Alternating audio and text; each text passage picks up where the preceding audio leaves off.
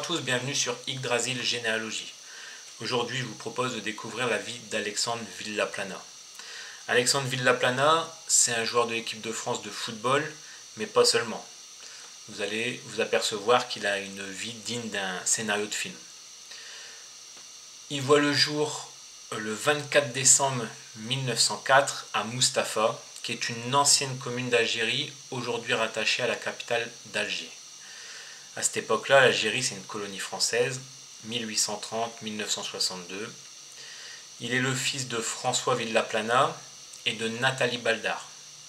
Donc son papa, quand on remonte les ancêtres, il est originaire de Xabia et Monovar dans la région d'Alicante, mais aussi des îles Baléares, Minorque et Majorque. Sa maman, elle, Nathalie Baldar, elle est originaire de l'Hérault, et ses ancêtres, pareil, on les retrouve à Loupian, à Poussan, à Villepérac, tout autour du lac, de l'étang qui se trouve à Sète. Donc, je vais revenir sur son papa. Donc, son papa, François Villaplana, avant d'être marié avec Nathalie, il avait une première union. Et pendant cette union, en fait, il s'est aperçu que sa femme, en fait, elle avait une romance avec un monsieur Fro. François Villaplana, découvrant ça, il décide d'aller attendre ce monsieur Fro à la gare. Et en fait, il lui met un coup de bâton et il lui arrache l'œil. Donc il fait la une des journaux et il divorce. Il se met ensuite avec Nathalie Baldar et ils ont Alexandre. Mais je reviens sur ça parce que vous allez voir que Alexandre, il n'est pas loin d'être comme son papa. Il est extrêmement violent, que ça soit sur le terrain et en dehors des terrains. Donc pour revenir à son métier, du coup, il est footballeur, il découvre le football au Gallia Sport d'Alger. Il est très jeune, puisqu'il arrive en France à 14 ans avec ses parents, qui emménagent dans les alentours de Sète, voire à Sète, parce que moi je les retrouve avec mes recherches dans le quartier de Toussaint-Mazel, à Sète, en 1925. Donc ils n'étaient pas loin de Sète à mon avis. Donc Alexandre, en fait, il prouve qu'il est très fort pour le football. À 17 ans, il intègre l'équipe du FC Sète, qui est à l'époque un très bon club de France. Il fait, je crois, une saison, il joue, mais il ne joue pas à la fin. Je crois l'équipe atteint une finale, qu'il ne joue pas. Du coup, il part au FC Vergès dans le Gard pour une saison. Et il enchaîne, en fait, il veut absolument s'engager dans l'armée pour son service militaire, donc il part avant l'heure pour s'engager au service militaire. Pendant ce service militaire, il continue le football et il devient international militaire dans le football. Il joue ailier gauche, mais toute sa carrière, je crois qu'il jouera milieu de terrain. Ce qu'il faut savoir, c'est qu'il est décrit comme un joueur très intelligent, très bagarreur, très teigneux, très fort de la tête, mais il est aussi extrêmement violent. Il fait des grosses fautes qui ne sont pas sifflées comme aujourd'hui, hein. On sait que c'est plus pareil le foot, mais à cette époque-là, il était assez teigneux sur le terrain. Donc il est de retour à Sète, il atteint la demi-finale de Coupe de France en 1925 et il est éliminé par le CAEG de Lyon. Même année, au mois de septembre, il se marie. Donc pour l'instant, il a une vie assez stable, à part son caractère sur le terrain, mais on en connaît tous des joueurs qui sont teigneux et pourtant c'est des bonnes personnes. Mais pour Alexandre, ça ne va pas durer. Donc il se marie avec une Nicolette D'Amato le 5 septembre 1925 à Sète. Pour l'instant, mes recherches n'ont pas amené de descendance de ce couple, même si j'ai un doute sur une fille. Mais je préfère pas la citer, puisque j'ai pas de certitude. Donc, il évolue au foot, il est très fort, on l'appelle en équipe de France. Donc là, on est le 11 avril 1926, il débute avec l'équipe de France, il joue contre la Belgique, victoire 4-3. Et en fait, cette année-là, il va participer à tous les matchs de l'équipe de France, contre le Portugal, la Suisse, l'Autriche, la Yougoslavie, encore la Belgique. Mais 1927, il connaît une blessure qui l'enverra au Sporting Club Nîmois. Division inférieure, mais en fait, il se montre extrêmement fort, il porte l'équipe à bout de bras, et il est fait monter en division d'honneur du Sud-Est. Donc à l'époque, c'était la première division, puisque c'était les championnats étaient séparés par région. 1928, il retrouve l'équipe de France, il participe aux 7 matchs de l'équipe de France et même aux JO. Donc il représente quand même la France aux Jeux Olympiques aux Pays-Bas. Malheureusement, l'équipe de France n'a pas brillé. Premier tour, éliminé face à l'Italie. Mais il a quand même joué les Jeux Olympiques. 1929, il monte au Racing Club de France. Petit aparté, vous allez voir, je vais vous mettre des photos. Vous pouvez observer qu'il est toujours celui qui a le col relevé, qui a le gilet ouvert, qui a les poings serrés.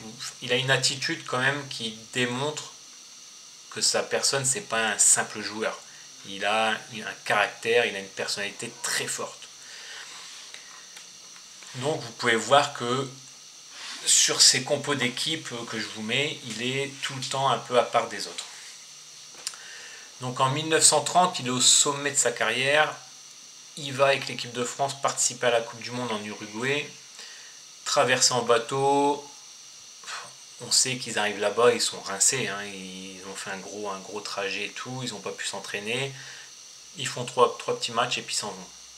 Mais pendant ce mondial, en fait, il sera le capitaine de l'équipe de France. Donc ça fera de lui le premier capitaine de l'équipe de France lors d'une Coupe du Monde. Car c'est la première Coupe du Monde en 1930.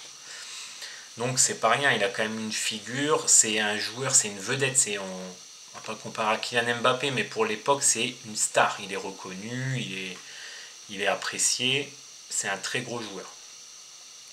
1931, il redescend dans le sud, il va au FC Antibes, et là il participera à ce qui est le premier championnat professionnel en France.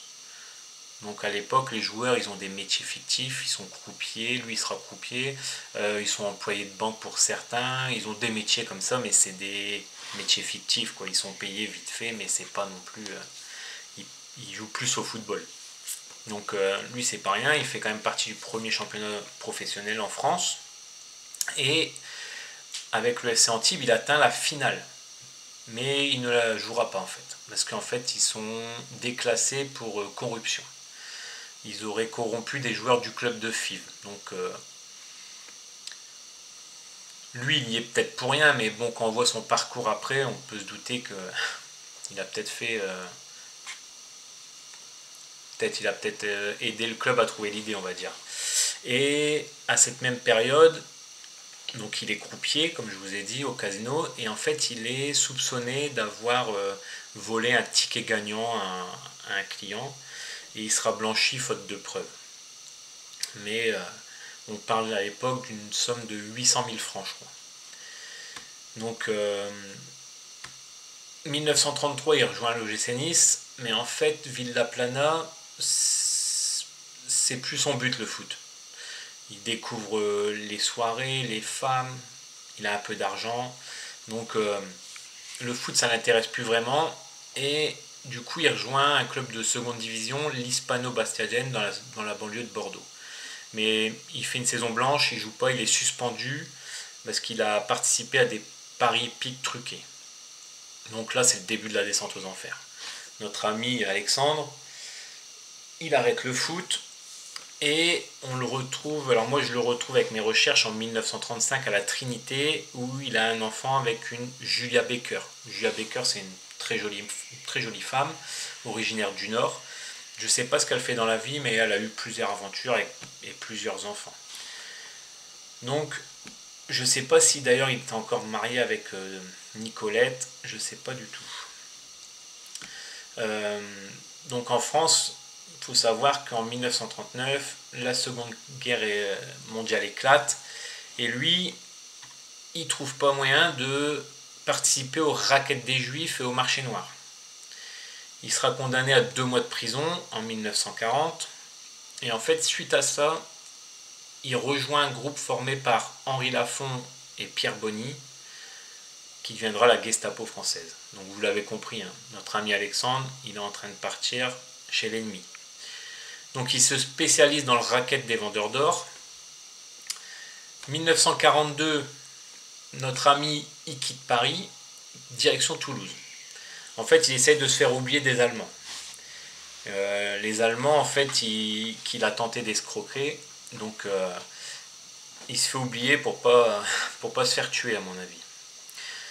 Donc vous l'avez compris, hein, notre capitaine des Bleus, il a ni foi ni loi. Donc il obtient une nouvelle identité grâce à un ancien coéquipier, Louis Casal, et il reprend ses activités parisiennes. Il remonte sur Paris, et en 1943, c'est les SS qui lui tombent dessus pour vol de pierres précieuses. Donc ils l'emprisonnent au camp de Compiègne, et c'est son ami Henri Lafont qui le fait libérer. Encore une fois, après Casal, après Lafont, il peut remercier ses amis. Donc, je pense par reconnaissance pour Lafont, il intensifie son engagement dans la collaboration. Il participe à l'arrestation de Geneviève de Gaulle, la nièce du général, et il monte en grade. En 1944, il est nommé responsable de la brigade nord-africaine. Il obtient du coup le grade de Ustuf, excusez-moi de l'allemand, dans les SS. Son terrain de jeu, on va appeler ça un terrain de jeu, c'est la Dordogne. Donc de mars à août de la même année, il lutte contre la résistance, mais pas que. Il fait des massacres, des pillages. Notamment à Brantôme, le 26 et 27 mars 1944, 27 victimes, dont Georges Dumas, le père du politicien Roland Dumas. Mais ça ne s'arrête pas là, malheureusement. Vous connaissez tous l'histoire d'Oradour-sur-Glane. Donc le lendemain du massacre d'Oradour-sur-Glane, notre ami et sa petite troupe, ils font 52 victimes. 52 victimes, et selon les dires, il en aurait tué 10 à lui tout seul de ses propres mains. Et suite à ça, il recevra le passeport allemand. J'ai lu des articles de journaux que je vais vous mettre. En fait, il est décrit, c'est un tortionnaire, c'est une horreur. Il y a une femme qui l'inculpe d'avoir négocié avec son mari pour avoir de l'argent. Une fois l'argent récupéré, il l'a fait déporter. Il a pas hésité à tuer, à voler de l'argent, de tout ce qu'il trouvait en fait. J'ai même pas les mots. J'ai même pas les mots parce que pour moi, de représenter l'équipe de France en tant que capitaine et en arriver là à trahir ton pays, j'ai du mal à cerner le personnage. Donc vous l'avez bien compris, hein. Du coup en 1944, le 24 août, il est arrêté à Paris, condamné le 12 décembre 1944 à la peine capitale pour trahison, meurtre, barbarique. C'est pas des mots légers, c'est assez lourd, hein, quand on sait ce qu'ils ont vécu pendant la guerre. Donc il sera fusillé le 27 décembre 1944 à 10h15 à Arcueil, au fort de Montrouge. Il sera accompagné de ses compères Pierre Bonny, Henri Lafont et 4 autres individus. Voilà, c'était sa fin.